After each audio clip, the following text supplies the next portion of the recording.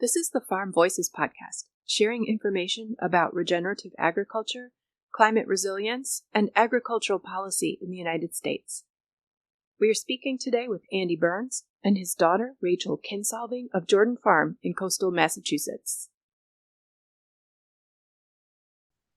So, obviously, I'm Andy Burns, not Amy Burns. That's my wife.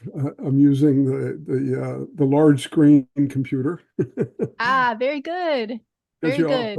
Gets you off the laptop. And my daughter, who is one of the owners of Jordan Farm, is joining. Hello. Hi.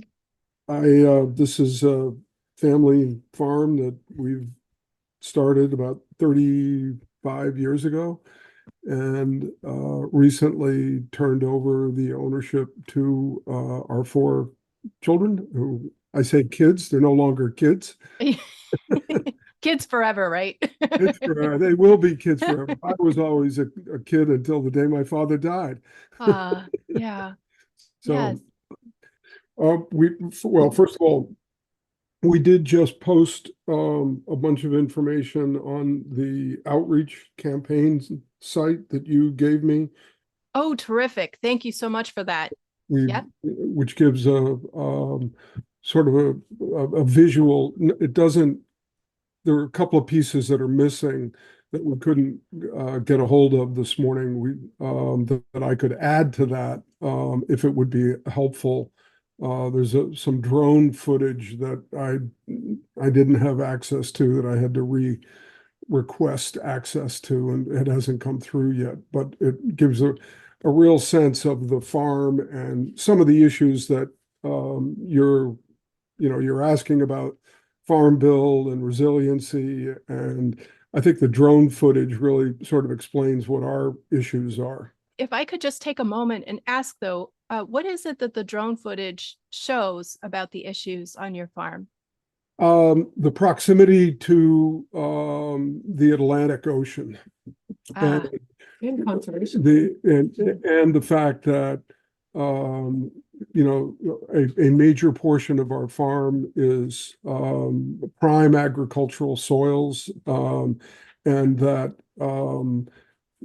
at 17 feet, that's one of the high points of the really good fields. That's going to be underwater by my grandkids' days. Unless we deal with global warming, some of the best farmland in this area is going to be inundated and useless. And it's happening already. We're down on Buzzards Bay, sort of west of Cape Cod, between Fall River, New Bedford, down on the coast. And, we're not waterfront, but the farmland is on what's called Allen's Pond, which is adjacent to Allen's Pond, which is a significant conservation area that has recently, over the last 25, 30 years, there's been significant acquisition of land for conservation, and donation of restrictions on land. And yet a lot of that land is going to be ruined. Mm-hmm. It's not going to be farmable. It's a serious issue. Right. So we're conserving land that won't actually be conserving some of the best farmland in eastern Massachusetts. I don't know if you've ever been down in this neck of the woods, but from Little Compton in Rhode Island, Westport, Dartmouth, Mattapoisett, sort of the southern coast, what we call the south coast of Massachusetts, has always been a center of farm production since colonial times. I mean, we're talking about old farms that are not. Many of them are going to be dysfunctional. The only ones that are going to be functional are going to be the ones that are on high ground, period. Mm-hmm. And some of the best soils are lowlands, obviously. It's like the river, bottomland. So in our situation with the rising tides. I mean, we had some storms this winter that were really problematic, sort of a hurricane height storm, tide surge, and erosion. It's a big problem. Mhm. Thanks for explaining that. I'll back up now. Can you share a bit of the story of your farm? Um, my wife and I purchased the initial part of Jordan Farm back in 1980 and raised our family here. And over time, we started, it was an old potato and dairy farm that we purchased with a group of people and then took some of the best land and the old house and have over the last 40, whatever it is, 44 years now, been gradually, we've acquired a couple of additional pieces of land and have gotten in the last 30 years have we started with 3 Hereford cattle and have slowly built up our herd, focusing on rotational grazing practices.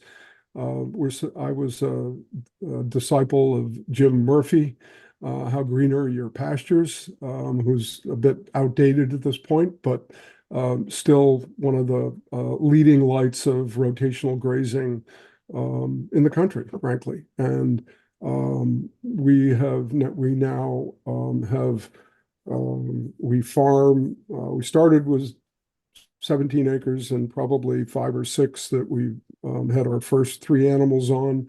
We're now farming 120 acres in the neighborhood, mainly of a lot of conserved land that we own 60 acres and farm another 60 acres adjacent to, and a few remote fields and farms that we work with our rotational practices. We have become over the last, I think I was just looking at the paperwork, which is in one of the attachments that we sent along. We were certified animal welfare approved and certified grass-fed by A Greener World in 2019. And we are in the process of working with A Greener World and RAFI for regenerative certification. And next year, actually 2026, we will likely be applying for organic certification. One of the large parcels of land that we acquired in the end of 22 was conventionally farmed. And while most of our land could be certified, that 40 acres needed to go through 3 years of organic practices, if you will, in order to get certified. And we will, my kids want to go through the organic certification process, which I think is one of the more difficult from my perspective. I'm the manager of the farm. I still do a lot of the work, but I think Rachel was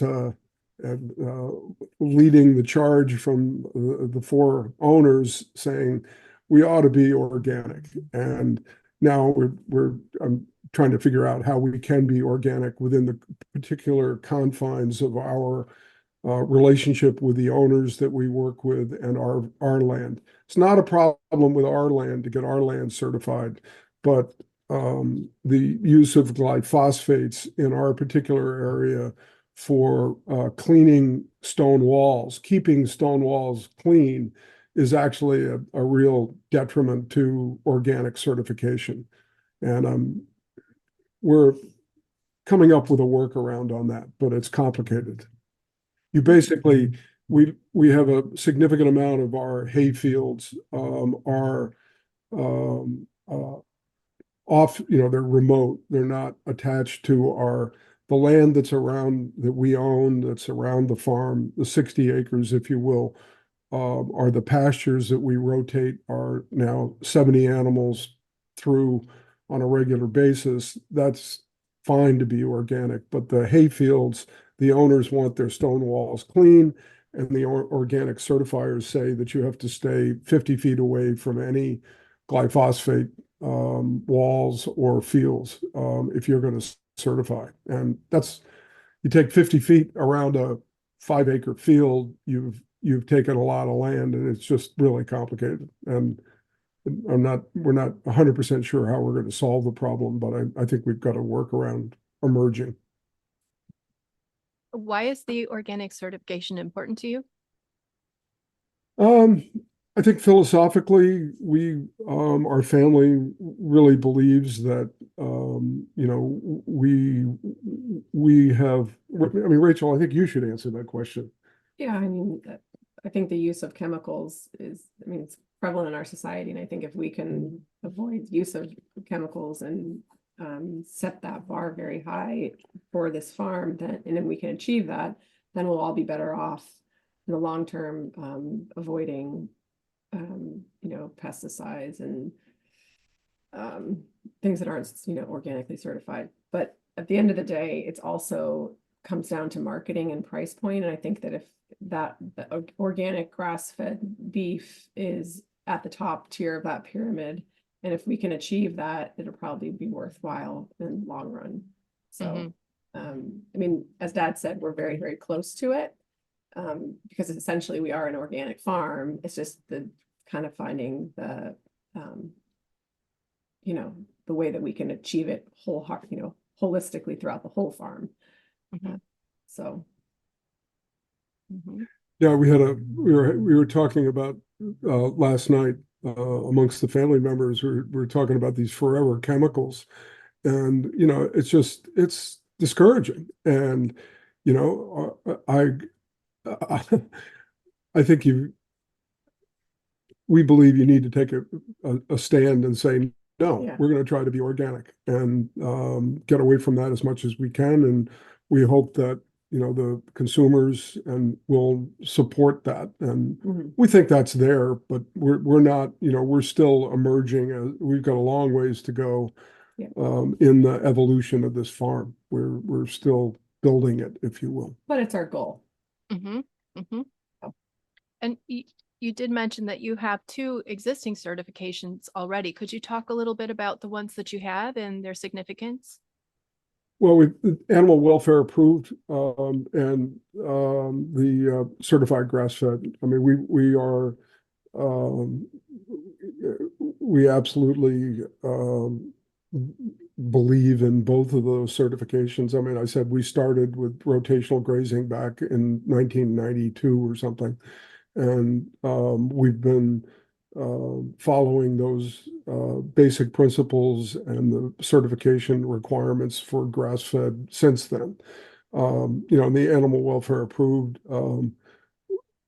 we've been, we've learned some of the standards and the requirements in that, not necessarily with the animals, but sort of the there's a wide-ranging set of requirements on the animal welfare approved that we've adapted to. And, again, we think it's the right thing to do, but we also believe that over time, there are more and more people that want to make sure that the produce and the meat that they consume is handled in the appropriate way, and that, we are not a feedlot. We have a cow-calf operation, a closed herd that we take care of our animals. We obviously we lose animals occasionally from just natural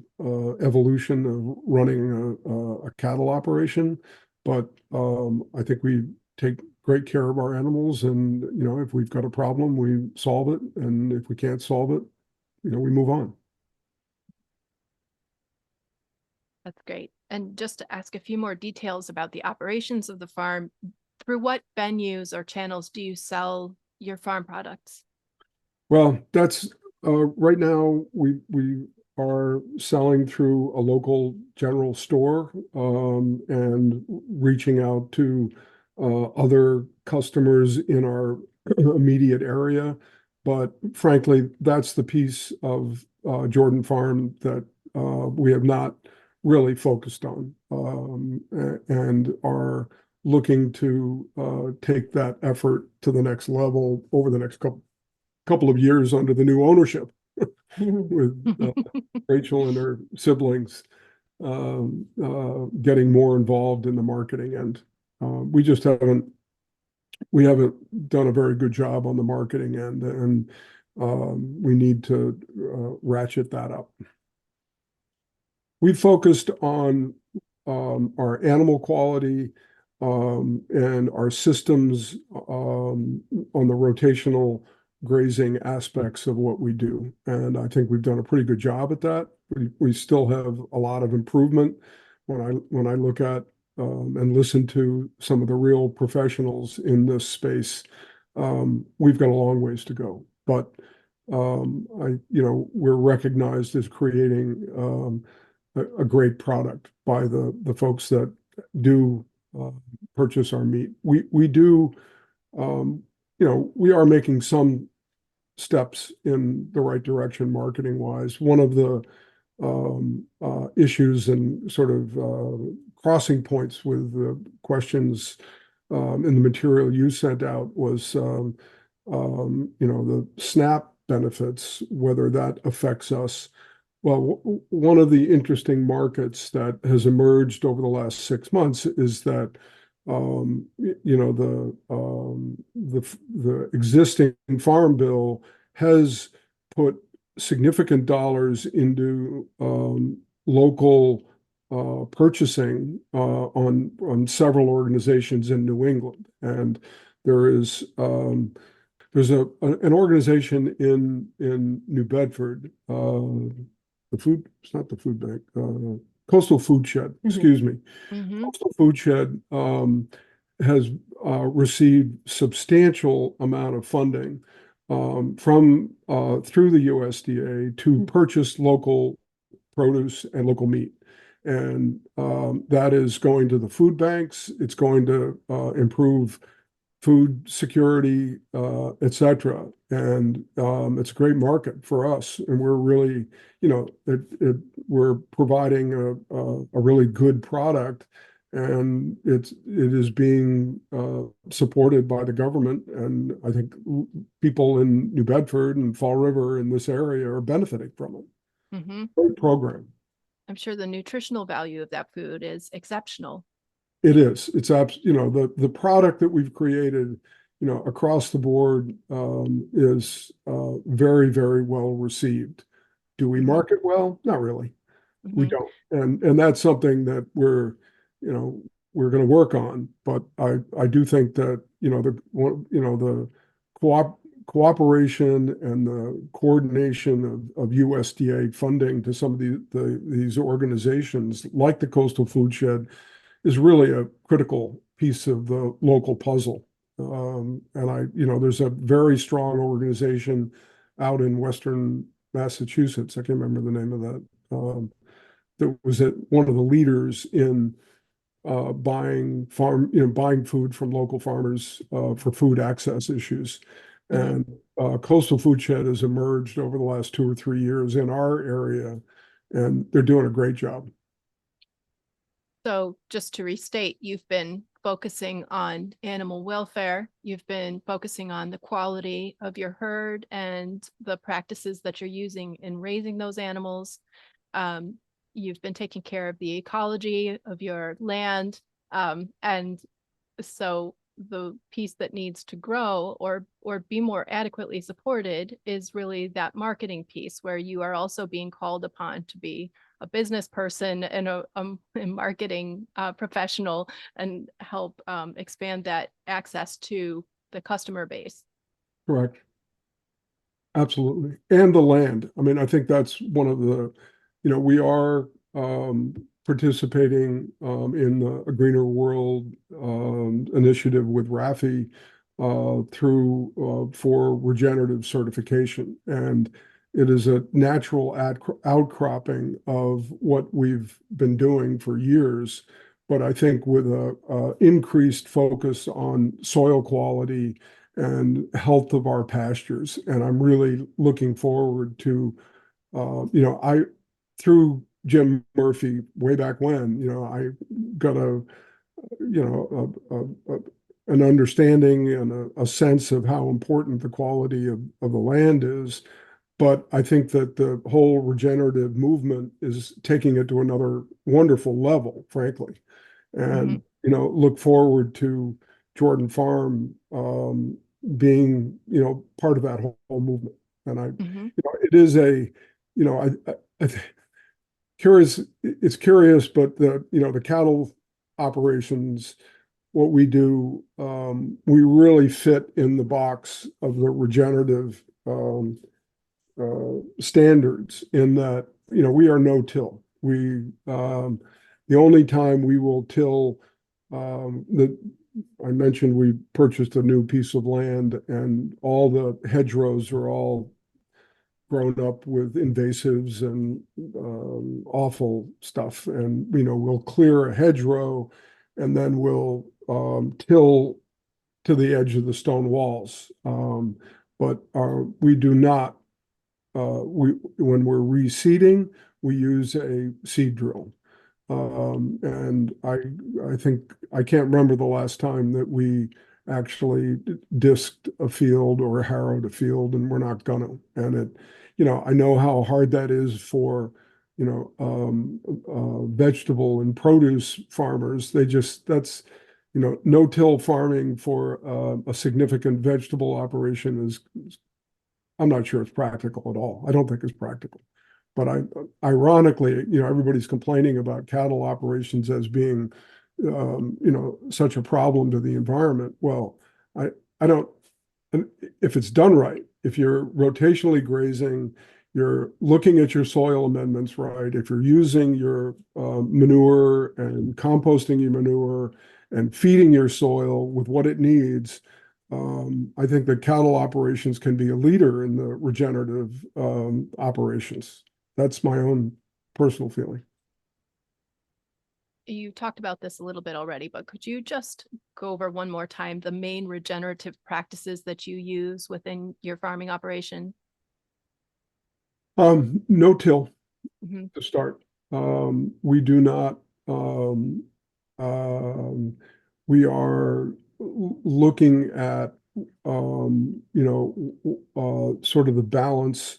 We're looking at our soil health. What amendments do we need?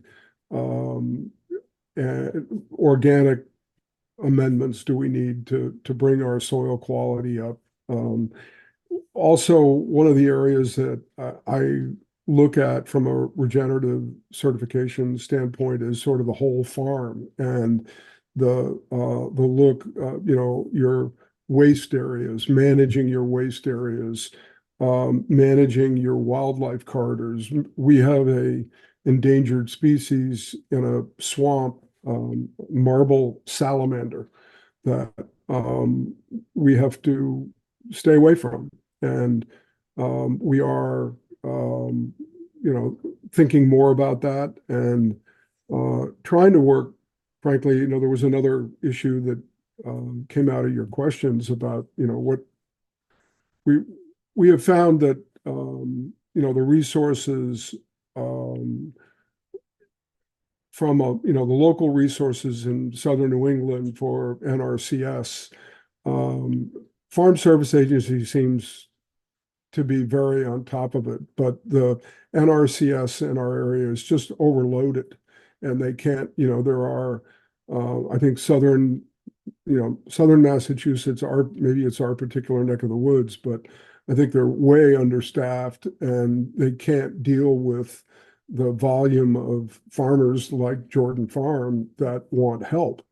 And we've been, slowly getting some connection with the NRCS folks. and trying to connect them with Fish and Wildlife to talk about our wildlife corridors and the holistic approach to the farm has not been simple.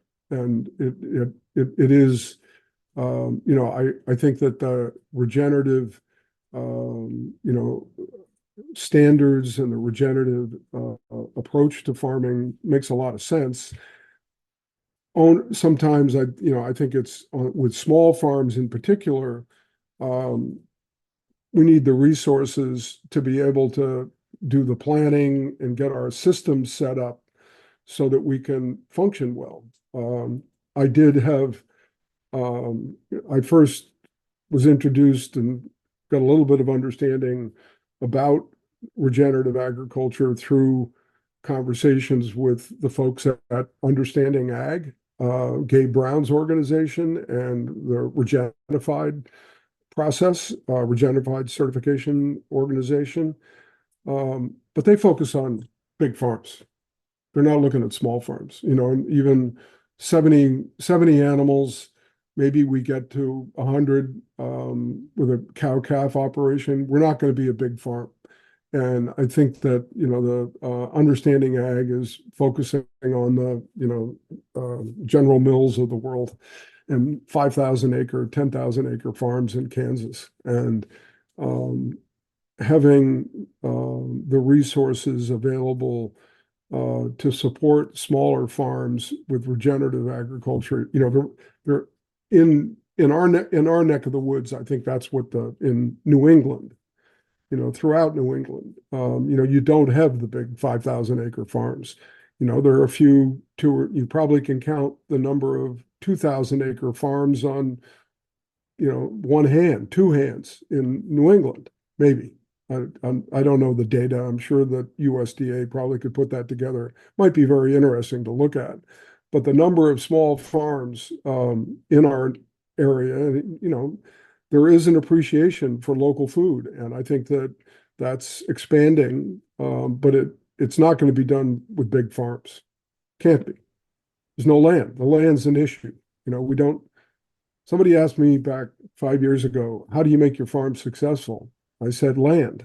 It's just as simple as that. You can solve your practices. You can look at the organic, we'll be able to come up with a workaround on the organic certification. But if we don't have land, we're not going to be able to farm, period. Mm-hmm. Talking too much. Yeah. What are some of the programs or resources that you would use if they weren't backlogged or oversubscribed? NRCS helping on fencing. I think that in our particular situation, really coming up with a plan to minimize waste areas. Right now, beginning of June, or the 6th of June, we have more grass and more pastures than we can handle. But the constraint on production, whether it's a cow-calf operation, which we have, that's our current plan, or if you buy in a bunch of feeders, is the winter feeding and the damage that you do to the land. And we need help designing and supporting how to maximize the pastures and minimize the damage to the pastures in the wintertime. The waste areas, designing and implementing a plan on the waste areas is a particular issue for me that I'm hoping we're going to be able to work with NRCS on.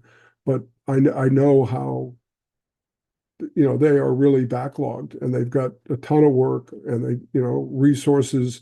There are resources flowing, whether or not they're adequate to deal with the demands for the small farms. I don't, I'm not all that close to it, but I think part of the issue is really the manpower and the management of NRCS, and that's got to be part of the Farm Bill from my perspective.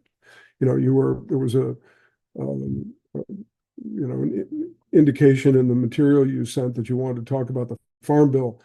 I mean, I think that's, supporting agriculture in New England is supporting small farmers. How do you do that? Well, you try to solve the individual problems that the farms have. Now, our problem right now is the waste areas. If we could come up with a really efficient way to minimize the waste and maximize production of compost, it would be really helpful. And we would hopefully be able to increase production and what we are able to provide into the local food system.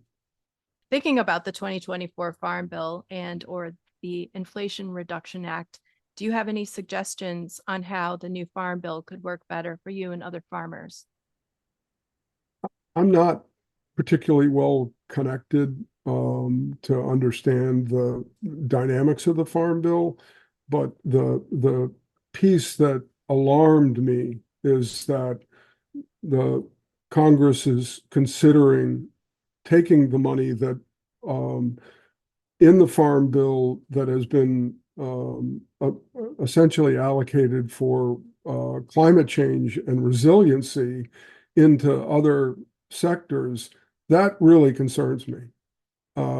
Yes, I would like to see more funding for the smaller farms and the interaction between the food system and the smaller farms in New England. But overall, the fact, this long-term climate change and the rising water in, these storms are going to be a huge problem to some of the best farmland in our area.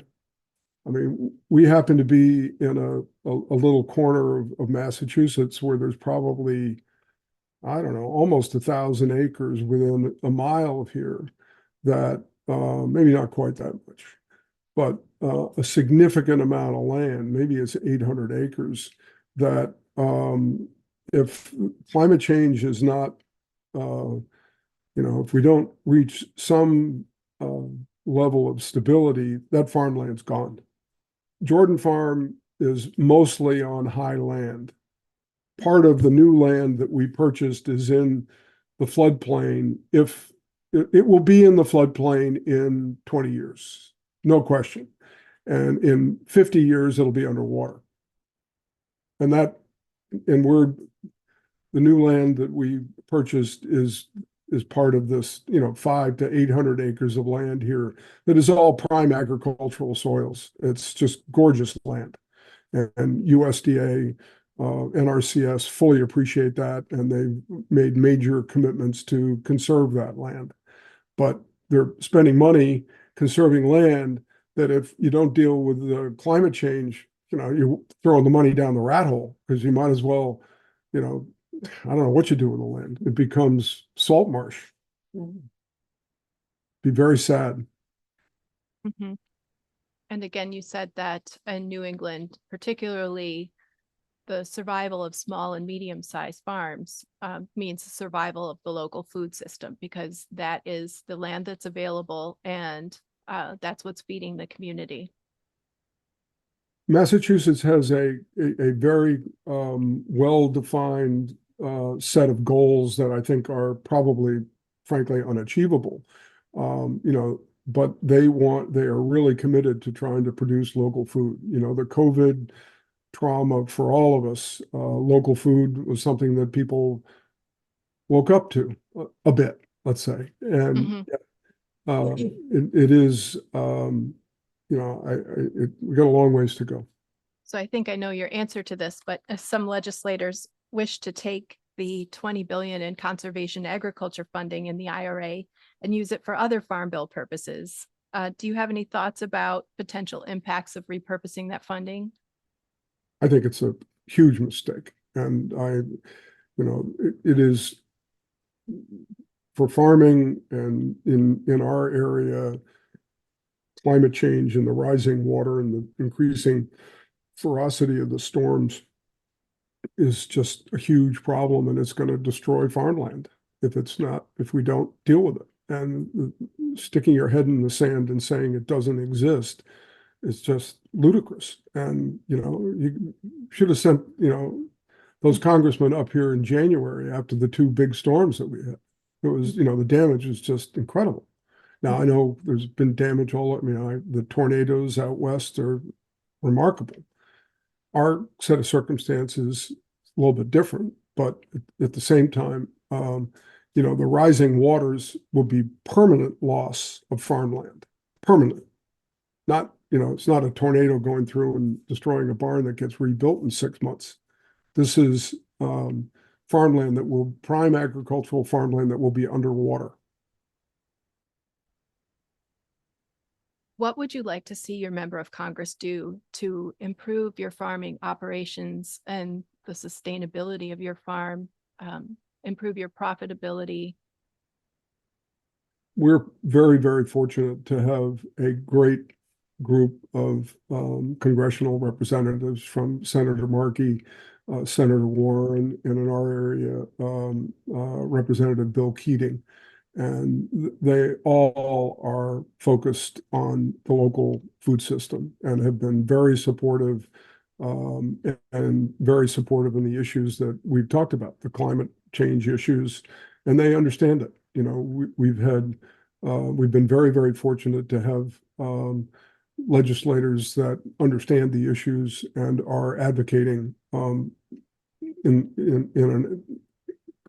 the right direction.